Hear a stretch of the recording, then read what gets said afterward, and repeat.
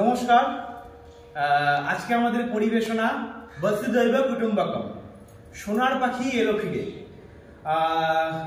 নাটক রচনাকার ললিত প্রকাশ, ভাবানুবাদ মলয় ঘোষ, পরিবেশনায় ঋষরাজ রায়। আমাদের পরিবেশনা বসুধৈব কুটুম্বকম, সোনার পাখি এলো ফিরে। আমি বাংলায় গান গাই, আমি বাংলার গান গাই, আমি আমার আমিকে চিরদিন এই বাংলায় খুঁজে পাই। আমি বাংলায় দেখি স্বপ্ন, আমি বাংলায় বাঁধি সুর, আমি এই বাংলার মায়া ভরা পথে হেঁটেছি এতটা দূর। বাংলায় আমার জীবন আনন্দ, বাংলা প্রাণের সুর।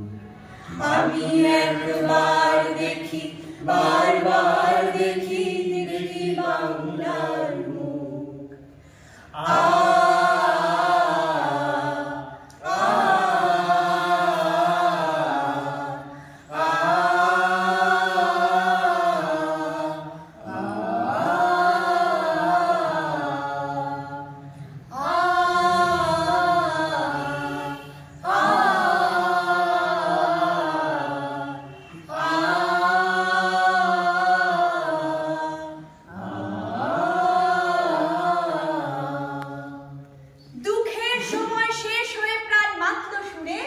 যত ভাঙা সম্পর্ক যাবে এবার জুড়ে, ঋষিদের সেই স্বপ্ন আজই ফিরে পাবে প্রাণ।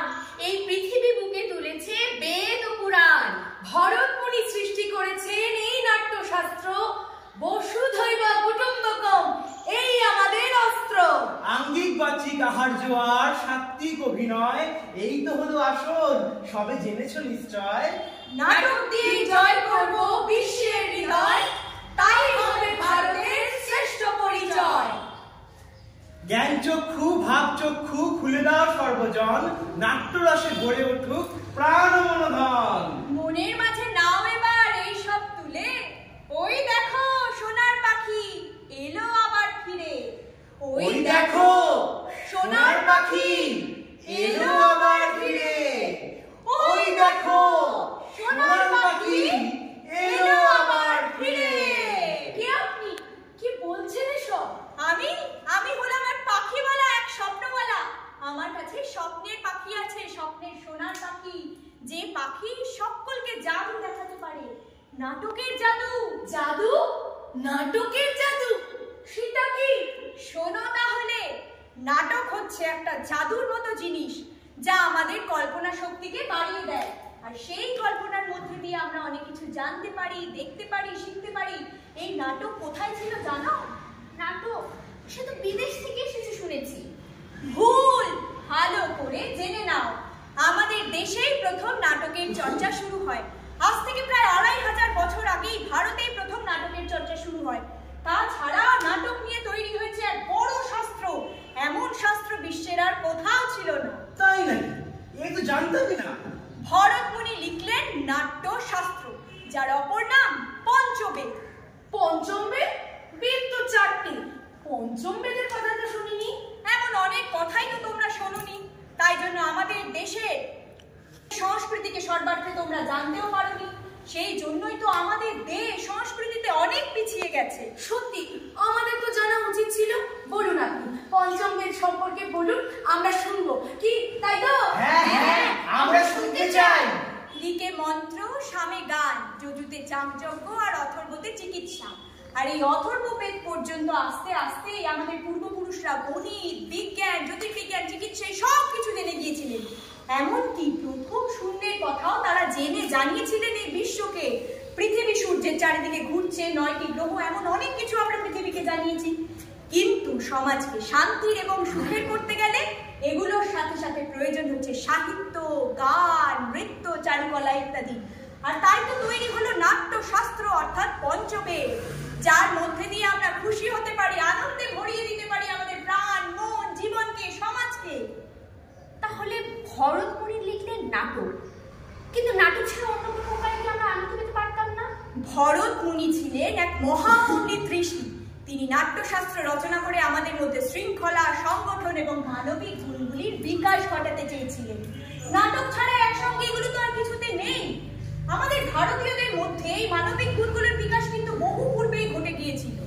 সেই জন্যই তো নালন্দা, তক্ষশিলা, বিক্রমশিলার মতো বড় বড় শিক্ষালয়গুলি এই দেশেই গড়ে উঠেছিল, আর সেখানে বহু বিদেশ থেকে ছাত্র পড়তে আসতো। বুঝতে পেরেছি, আমরা ধনী ছিলাম, ঋদ্ধ ছিলাম, আমাদের জ্ঞান ও বিকাশ ছিল, তাই আমাদের সোনার পাখি বলা হতো। হ্যাঁ, আমি সেই সোনার পাখি আবার নিয়ে এসেছি। সেই সোনার পাখি আবার ফিরে এসেছে। আচ্ছা, আমাদের সেই জ্ঞান বিকাশ ধীরে ধীরে হারিয়ে গেল কেন? কিভাবেই বা গেল? 400 বছর আগের থেকে আমাদের এই ঐতিহ্যের পতন শুরু। শুধুমাত্র ঐক্যের অভাবে আমাদের মধ্যে আর অখণ্ডতা রইল না। আমরা দুর্বল হয়ে গেলাম সংস্কৃতিতে, শক্তিতে। আমরা কি সেই সুযোগ হারিয়ে ফেলেছি আর ফিরে পাবো না? আমাদের ভুলটা কোথায় ছিল? অলসতা, অহংবোধ, পাপ এবং আসক্তিতে নিমগ্ন হওয়া, আর সেই সঙ্গে বৈষম্য, অস্পৃশ্যতা, নিপীড়ন, নিজেকে উঁচু মনে করা, অন্যকে নিচু মনে করা, একে অপরের সাথে লড়াই করা, এগুলো দূর করতে হবে শক্তিশালী পরিবারের জন্য।